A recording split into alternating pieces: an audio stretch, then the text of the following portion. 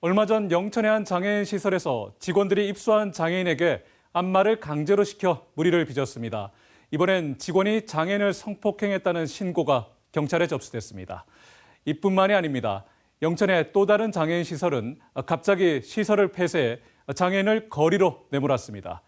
건물 보증금 등을 장애인 부모들에게 요구해 또 논란이 일고 있습니다. 장애인 시설을 관리 감독하는 영천시, 팔짱만 끼고 있다는 비판을 받고 있습니다. 양관희 기자 취재했습니다. 경북 영천의 한 장애인 시설에서 성폭행 신고가 경찰에 접수된 것은 지난해 9월입니다. 50대 초반 시설팀장이 생활관에서 30대 여성 장애인을 성폭행했다는 겁니다. 이 직원은 당일 또 다른 30대 장애인을 성추행한 혐의도 받고 있습니다. 사건 당시 당직자는 이 광경을 목격한 뒤 바로 다음 날 경찰에 신고했습니다.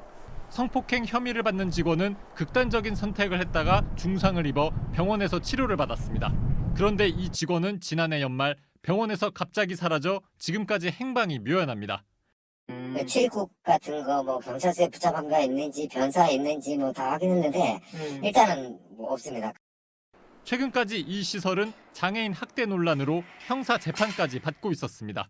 이 시설 직원 2명이 지난 2020년 장애인들에게 강제로 안마를 시켜 학대 혐의로 최근 유죄 판결을 받았습니다.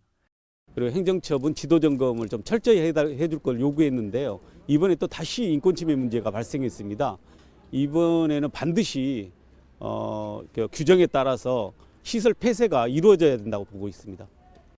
지난해 11월 말 영천의 또 다른 장애인 시설에 입소한 장애인들이 갑자기 거리로 내쫓기다시피 나왔습니다.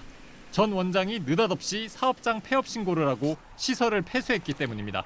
전 원장이 한국지적발달장애인 복지협회에서 정관 위반 문제 등으로 제명되고 협회가 직접 운영을 맡기로 하면서 생긴 일입니다. 최근엔 시설 임대료를 장애인 부모들에게 요구해 또 논란이 일고 있습니다. 운영을 맡기로 한 협회가 시설 건물주인 전 원장에게 임대료를 줘야 하는데 건물 보증금 1억 원과 월세 400만 원을 장애인 부모들에게 요구한 겁니다.